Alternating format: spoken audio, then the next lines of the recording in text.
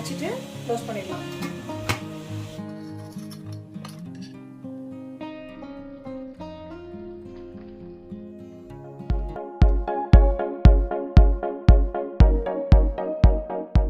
Hi friends, எல்லாரும் எப்படி இருக்கீங்க? இன்னைக்கு நம்ம ஒரு டிஃப்ரெண்டான முட்டை குழம்பு பார்க்க போறோம். இது வந்து எங்க அம்மாச்சி வந்து எங்களுக்கு பண்ணி கொடுப்பாங்க. நார்மலா நம்ம வந்து முட்டை எப்படி செய்வோம்னு பாத்தீங்கன்னா, அப்படியே ஃபுல் முட்டையை வந்து வேக வச்சு நம்ம கட் பண்ணி குழம்பு பண்ணுவோம். அப்படி இல்லைன்னா வந்துட்டு அப்படியே முட்டையை வந்து குழம்புல உடைச்சு ஊற்றி பண்ணுவோம். இது வந்து தொன்னையில வந்துட்டு முட்டையை உடைச்சு ஊற்றி மிக்ஸ் பண்ணி வேக வச்சு அதுக்கப்புறமா அதை கட் பண்ணி குழம்புல போடுறது. ஆக்சுவலா வந்து ட்ரெடிஷ்னல் மெத்தட்ல அப்படிதான் பண்ணுவாங்க. எங்க அம்மாச்சி சொல்லியிருக்காங்க. ஸோ அந்த காலத்துல வந்து தொன்னையில வந்து பண்ணிட்டு இருந்தாங்க. இப்போ வந்து தொன்னையெல்லாம் நமக்கு கிடைக்கும், கொஞ்சம் ரேரா கிடைக்கும், இதெல்லாம் வந்து கிடைக்கிறது இல்லை. ஸோ எங்க அம்மாச்சி இருக்கும்போதே வந்து தொன்னைக்கு பதில ஒரு லேசான பாத்திரத்துல வந்து முட்டையை ஊற்றி, எவ்வளவு முட்டை வேணுமோ அதை ஊற்றி மிக்ஸ் பண்ணிட்டு வேக வச்சு கட் பண்ணி அதை வந்து குழம்புல போடுவாங்க. எங்க வீட்டுல எல்லாருக்கும் இந்த முட்டை குழம்பு வந்து ரொம்ப பிடிக்கும். அது வந்து இன்னைக்கு வைக்கலாம் அப்படின்னு தோணுச்சு. அதனால அதையும் உங்களோட ஷேர் பண்ணிக்கலாம்னு இருக்கேன். இந்த வீடியோ பார்த்துட்டு கண்டிப்பா இந்த மாதிரி செஞ்சு பாருங்க. உங்க வீட்டுல இருக்கவங்க எல்லாருக்கும் ரொம்ப பிடிக்கும். இது வந்து இட்லி, தோசை, சப்பாத்தி, பரோட்டா இது எல்லாத்தோடையும் வந்து பெஸ்ட் காம்பினேஷனா இருக்கும். நாங்க வந்து இன்னைக்கு பரோட்டாவோட சாப்பிட போறோம். ஸோ வாங்க இந்த முட்டை குழம்பு வந்து எப்படி செய்யலாம்னு பார்த்துடலாம். ஃபர்ஸ்ட் அந்த முட்டை குழம்புக்கு என்னென்ன இன்கிரீடியன்ஸ் வேணும் அப்படிங்கிறத பார்த்துடலாம். இந்த குழம்போட மெயின் இன்கிரீடியன்ட் வந்து முட்டை. அதுக்கு வந்து நான் 10 முட்டை எடுத்து உடைச்சி இந்த மாதிரி இந்த தின் பேஸ் இருக்க பாத்திரத்தில் ஊற்றி வச்சிருக்கேன். இது ஊற்றுறதுக்கு முன்னாடி நான் என்ன பண்ணியிருக்கேன்னு பார்த்தீங்கன்னா, கொஞ்சம் ஆயில் எடுத்து அந்த பாத்திரம் ஃபுல்லாக தடவிட்டு நான் ஊற்றிருக்கேன். ஏன்னா நம்ம வேக வச்சு கொட்டும் போது இந்த பாத்திரத்தில் ஒட்டாமல் வர்றதுக்காக. இதில் வந்து நம்ம கொஞ்சம் மஞ்சத்தூளும் உப்பும் ஆட் பண்ணி மிக்ஸ் பண்ணிட்டு நம்ம வேக வச்சுக்கலாம். நம்ம அந்த ஸ்டெப் அடுத்தது பார்க்கலாம். குழம்பு தாளிக்கிறதுக்கு பட்டை, லவங்கம், ஏலக்காய், பிரிஞ்சி இலை இதெல்லாம் வந்து எடுத்து வச்சிருக்கேன். அதோட வந்து தாளிக்கிற பெட்டியிலிருந்து சோம்பு, ஜீரகம் ஆட் பண்ணிக்கலாம். நெக்ஸ்ட் வந்து பார்த்தீங்கன்னா 2 வெங்காயம் வந்து இந்த மாதிரி ஸ்லைஸாக கட் பண்ணி வச்சிருக்கேன். அப்புறம் வந்து 2 தக்காளி கட் பண்ணி வச்சிருக்கேன். 2 பச்சை மிளகா. ஆக்சுவலாக கருவேப்பிலை வந்து எங்ககிட்ட இன்னைக்கு இல்லை, நீங்கள் வந்து இருந்தால் ஆட் பண்ணிக்கோங்க. கார்னிஷிங்க்கு வந்துட்டு கொரியாண்டர் எடுத்திருக்கேன். அப்புறம் வந்து இதுக்கு தேங்காய் ஆட் பண்ணணும். நான் வந்து அரை மூடி தேங்காயை இந்த மாதிரி கட் பண்ணி வச்சிருக்கேன். அதை வந்து மிக்ஸி கப்பில் 1 டீஸ்பூன் கசகசா, 1 டீஸ்பூன் ஜீரகம் ஆட் பண்ணி இந்த தேங்காய் வந்து அதில் போட்டு நான் வந்து அரைச்சி விழுதாக எடுத்து வச்சுக்குவேன். அதுக்கப்புறம் இதுக்கு வந்து கொஞ்சம் புளி ஆட் பண்ணணும்.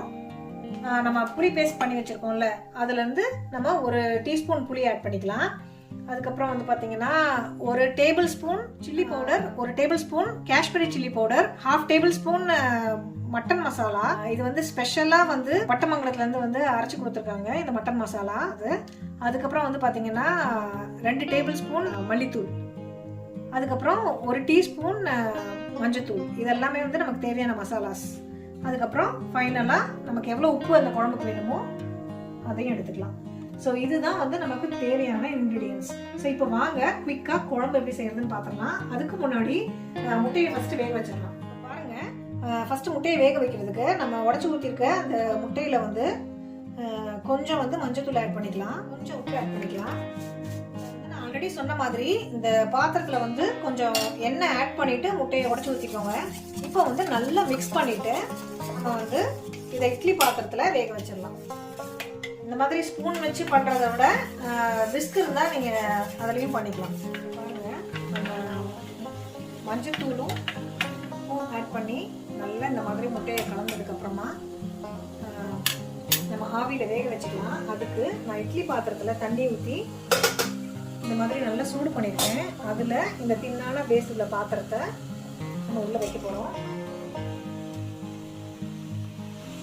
தண்ணி கொஞ்சம் அதிகமாக இருக்குன்னு நினைக்கிறேன், ஃப்ளோட் ஆகுது பாருங்கள். அதனால் இந்த மாதிரி ஃப்ளோட் ஆகுற மாதிரி இருக்குது. அதனால் கொஞ்சம் தண்ணி கம்மி பண்ணிக்கிறேன். தண்ணி கொஞ்சம் கம்மி பண்ணிட்டேன். இப்போ நம்ம இதில் வச்சிடலாம். இல்லை வச்சுட்டு க்ளோஸ் பண்ணிடலாம். இது வேகட்டும். ஒரு 10 மினிட்ஸ் கழிச்சு பார்க்கலாம். ஒரு ஸ்பூனை உள்ளே விட்டு ஒட்டாமல் வந்ததுன்னா வெந்துருச்சுன்னு அர்த்தம். இப்போ இதை நம்ம வந்துட்டு இந்த ஸ்டவ்வில் மாற்றிட்டு நம்ம வந்து குழம்பு தாளிக்க ஆரம்பிச்சிடலாம். அதுக்கு ஒரு பேன் அடுப்பில் வச்சு சூடாகட்டும். பாருங்க, பேன் சூடாயிடுச்சு. நம்ம ஆயில் சேர்த்துக்கலாம். இப்போ பாருங்க, எண்ணெய் சூடாயிடுச்சு. இதில் வந்து ஒரு 1/2 டீஸ்பூன் சோம்பு, 1/2 டீஸ்பூன் ஜீரகம் ஆட் பண்ணிக்கலாம். அடுத்து பட்டை, லவங்கம், ஏலக்காய், பிரிஞ்சி இலை இதெல்லாம் ஆட் பண்ணிக்கலாம். இது நல்லா பொரிஞ்சதுக்கு அப்புறமா பச்சை மிளகாய் ஆட் பண்ணிக்கலாம்.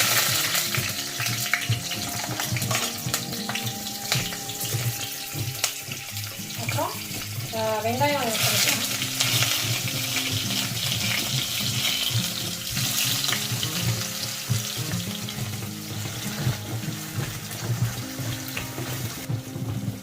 இப்போ பாருங்க வெங்காயம் நல்லா வதங்கிடுச்சு. இது பாருங்க முட்டை என்ன சவுண்ட் எப்படி கேட்குதுன்னு பாருங்க. இப்போ வந்து இஞ்சி பூண்டு பேஸ்ட் வந்து ஒரு 1/2 டீஸ்பூன் சேர்த்துக்கலாம், சொல்ல மறந்துட்டேன்.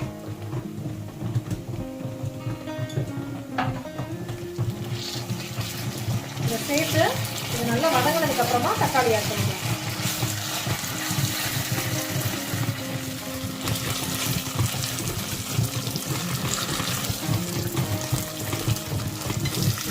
நம்மளோட இந்த வீடியோவுக்கு வந்து பேக்ரவுண்ட் மியூசிக்கே வேண்டாம், இந்த முட்டையோட மியூசிக்கே போதும் இருக்கு. இப்போ வந்து இந்த கார்லிக் பேஸ்ட் போட்டது வந்து பச்சை வாசனை போகிற வரைக்கும் நல்லா வதக்கிட்டு இந்த ஸ்டேஜில் கொஞ்சம் கொத்தமல்லி தழை நம்ம கட் பண்ணி வச்சுருந்தோம் பாருங்க, அதை போட்டுக்கலாம். கருவேப்பிலை இருந்தாலும் இந்த ஸ்டேஜில் போட்டுக்கலாம். ஸோ என்கிட்ட இல்லை, அதனால் வந்து கொத்தமல்லி மட்டும் ஆட் பண்ணிக்கிறேன். கொத்தமல்லி இந்த ஸ்டேஜில் கொஞ்சம் ஆட் பண்ணுங்கள், ரொம்ப டேஸ்ட்டாக இருக்கும், நல்ல ஃப்ளேவர்ஃபுல்லாக இருக்கும் குழம்பு. கொத்தமல்லி ஆட் பண்ணதுக்கப்புறம் இப்போ நம்ம வந்து தக்காளி ஆட் பண்ணிக்கலாம்.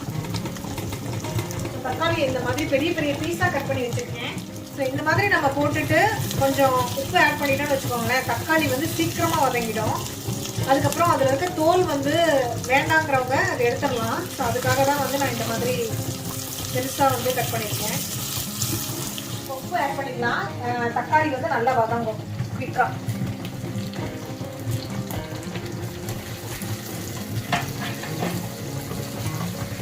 ஜெனரலாக இந்த ஸ்டேஜில் நான் மஞ்சத்தூள் ஆட் பண்ணுவேன். இப்போ நான் எல்லா மசாலாஸும் அதில் ஆட் பண்ணியிருக்கிறதுனால ஃபைனலாக நம்ம எல்லா மசாலாவும் ஒன்றா ஆட் பண்ணிக்கலாம் எண்ணெயிலே. இப்போ குழம்பு நல்லா டேஸ்ட்டாக இருக்கும். தக்காளி வந்து நல்லா வதங்கட்டும். இப்போ நம்ம வந்து லிட்டு போட்டு க்ளோஸ் பண்ணி வச்சிடலாம். அதுக்கப்புறம் நம்ம மசாலாஸ்லாம் ஆட் பண்ணிக்கலாம்.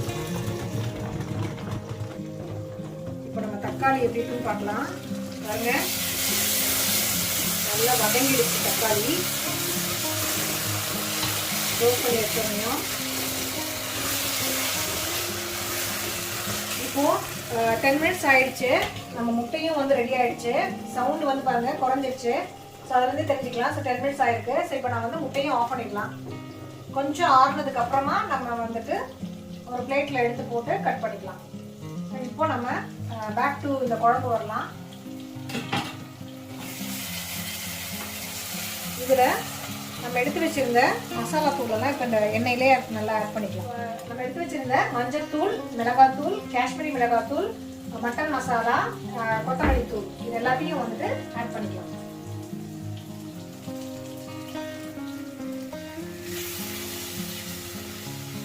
இந்த எண்ணெயிலே நம்ம நல்லா ஆட் பண்ணி வதக்கிட்டோம்னா குழம்போட டேஸ்ட் வந்து சூப்பராக இருக்கும். இதெல்லாம் தான் வந்துட்டு குக்கிங்கில் வந்துட்டு ஒரு டிப்ஸ்ன்னு வச்சுக்கோங்களேன். எப்படி வந்து அவங்க செஞ்சால் வந்து குழம்பு நல்லா இருக்கு, நமக்கு அந்த மாதிரி வரமாட்டேங்குது அப்படின்னு சொல்லுவோம்ல, அது என்ன ரீசன்னு பார்த்தீங்கன்னா எந்த இன்க்ரீடியன்ஸ் எந்த ஸ்டேஜில் ஆட் பண்ணணுமோ அந்த ஸ்டேஜில் ஆட் பண்ணால் அந்த ரெசிபி வந்து டேஸ்ட்டாக வரும். ஸோ அதுதான் சீக்ரெட். இப்போ நம்ம உப்பு ஆட் பண்ணோம்ல தக்காளி வதங்கிறதுக்கு, அது வந்து கொஞ்சம் பார்த்து ஆட் பண்ணிக்கோங்க. ஏன்னா நம்ம ஆல்ரெடி முட்டை வேக வைக்கும் போதும் உப்பு ஆட் பண்ணியிருக்கோம். அதனால வந்து கவனமா ஆட் பண்ணணும் உப்பு, இல்லைன்னா வந்து குழம்பு வந்து உப்பு கரிச்சிடும். பாருங்க நம்ம மசாலா தூள்லாம் ஆட் பண்ணோம்ல, அதில் காஷ்மீரி சில்லி பவுடர் ஆட் பண்ணிக்கிறதுனால அதோட கலர் பாருங்க எப்படி இருக்குன்னு. உங்களுக்கு கேமராவில் தெரியுதான்னு எனக்கு தெரியல, சூப்பராக இருக்கு கலர். அதே மாதிரி இந்த காஷ்மீரி சில்லி பவுடர் ஆட் பண்ணுறதுனால டேஸ்ட்டும் வந்து நல்லா இருக்கும். அதோட வந்து போனஸாக நம்ம மட்டன் மசாலாவும் ஆட் பண்ணியிருக்கோம், அதனால டேஸ்ட் வந்து வேற லெவல்ல இருக்கும். பாருங்க அந்த மசாலா வந்து எண்ணெயில நல்லா வதங்கிடுச்சு. இந்த ஸ்டேஜ்ல கொஞ்சம் தண்ணி ஆட் பண்ணிக்கலாம். பாருங்க தண்ணி கொஞ்சம் ஆட் பண்ணிருக்கோம். அதுல ஒரு டீஸ்பூன் வந்து புளி ஆட் பண்ணிக்கலாம்.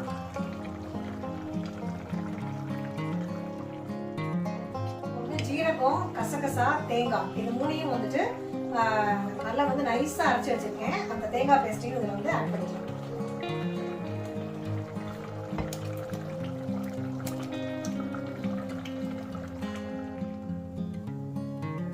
தேங்காய் பேஸ்ட் போட்டு இதை நல்லா மிக்ஸ் பண்ணிக்கலாம்.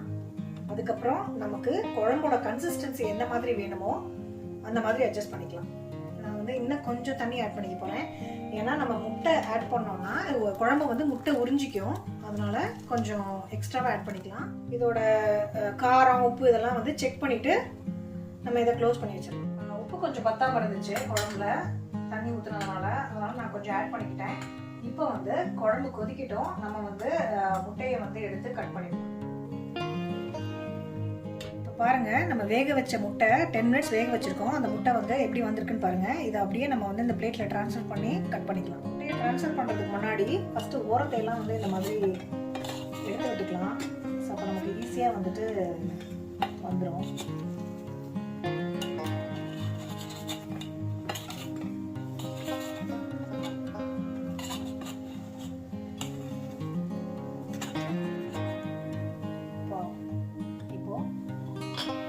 வந்து நம்ம குட்டி குட்டி பீஸா கட் பண்ணிக்கலாம். இந்த வடை குழம்புல நம்ம வடை வந்து குட்டியா போட்டோம்னா பெருசா வரும் பாருங்க, ஊறி.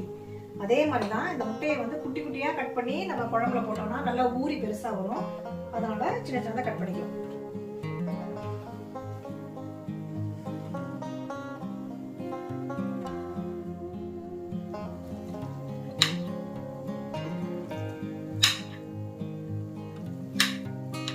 கட்லட் மாதிரி இருக்கு பாருங்க. கட் பண்ணத நல்லா வெந்திருக்கு.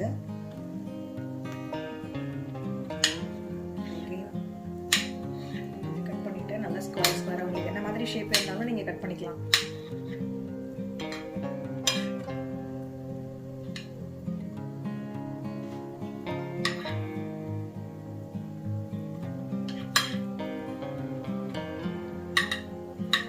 இப்படியே கூட சாப்பிடலாம். குழந்தைங்களுக்கு வந்து இப்படியே கூட கொடுக்கலாம், ரொம்ப நல்லது உடம்புக்கு.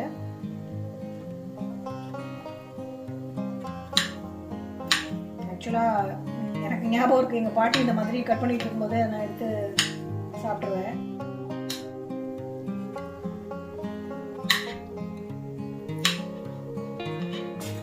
இந்த பாத்திரத்துல வந்து இருக்கிற முட்டையை வந்து இந்த மாதிரி ஸ்கிராப் பண்ணி எடுத்து இதை வந்து நம்ம குழம்புல ஆட் பண்ணிடலாம். சூப்பராக கொதிச்சுட்டு இருக்குங்க. இந்த முட்டையை ஆட் பண்ணிக்கலாம். முட்டை தூள் ஆட் பண்ணிட்டு நம்ம கட் பண்ணி வச்சிருக்கோம்ல பார்த்தீங்களா, அதையும் வந்து நம்ம குழம்புல ஆட் பண்ணிக்கலாம்.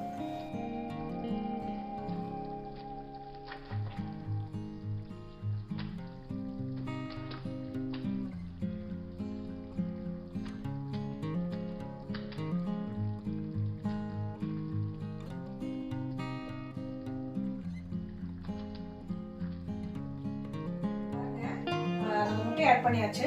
குழம்பு வந்து ஒரு 5 மினிட்ஸ் கொதிக்கிட்டோம். அதுக்கப்புறம் வந்து நம்ம கொத்தமல்லி தூளி இறக்கிடலாம்.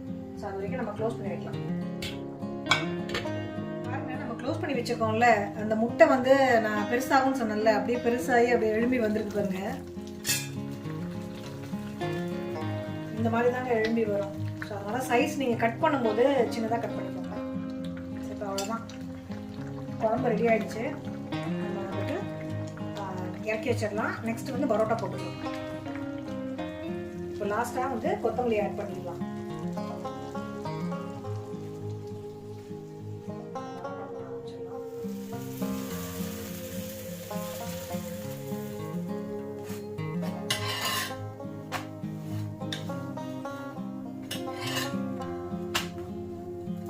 பரோட்டா நீங்களே வீட்டில் போடுவீங்களா?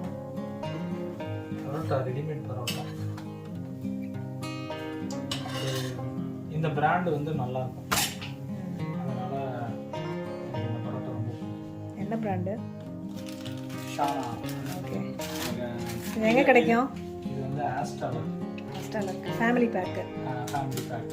20 பரோட்டா இருக்கும். இந்த மாதிரி அப்படியே ஃப்ரோஸ் பண்ணி வச்சிருப்பாங்க.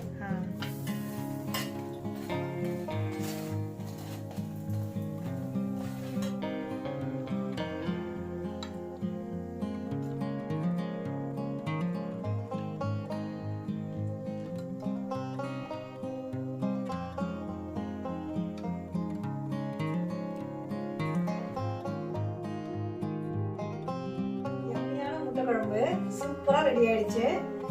நாங்க இன்னைக்கு பரோட்டாவோட சாப்பிட போறோம். நான் முன்னாடி சொன்ன மாதிரியே இது வந்து சாதம், இட்லி, தோசை, சப்பாத்தி இது எல்லாத்தோடையும் வந்து சூப்பர் காம்பினேஷனா இருக்கும். உங்களுக்கு டைம் கிடைக்கும் போது இதை செஞ்சு பார்த்துட்டு உங்களுக்கு எப்படி வந்தது அப்படிங்கிற வீடியோஸை வந்து என்னோட rishis home in London Instagram பேஜ்ல ஷேர் பண்ணிக்கோங்க. இந்த வீடியோ பிடிச்சிருந்ததுன்னா ஒரு லைக் கொடுங்க. இந்த வீடியோவை உங்க ஃப்ரெண்ட்ஸ் அண்ட் ஃபேமிலியோடையும் மறக்காம ஷேர் பண்ணிக்கோங்க. நீங்க இப்பதான் ரிஷிஸ் ஹோம் இன் லண்டனை ஃபர்ஸ்ட் டைம் பாக்குறீங்கன்னா சப்ஸ்கிரைப் பண்ணி பக்கத்துல இருக்க அந்த பெல் ஐக்கானையும் பிரஸ் பண்ணிக்கோங்க. அப்பதான் நாங்க எப்போ வீடியோஸ் போட்டாலும் உங்களுக்கு குவிக்கா வந்துட்டு நோட்டிபிகேஷன்ஸ் வரும். சீக்கிரமே அடுத்த வீடியோ மீட் பண்ணுவோம். தேங்க்யூ, பாய்.